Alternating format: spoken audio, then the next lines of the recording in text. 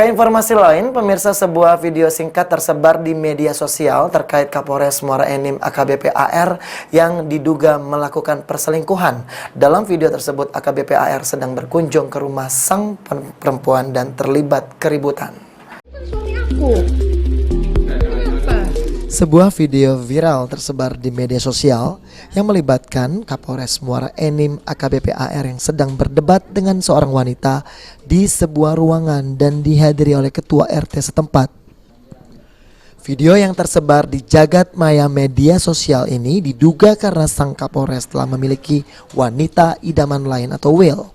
Sejak viralnya video tersebut yang beredar di masyarakat, belum ada komentar resmi dari Kapolres Muara Enim AKBP AR yang belum bisa dimintai keterangannya. Sementara itu, suasana di Polres Muara Enim sendiri terlihat tenang dan berjalan seperti biasa aktivitasnya dalam melakukan pelayanan kepada masyarakat. Mardiansyah, PAL TV.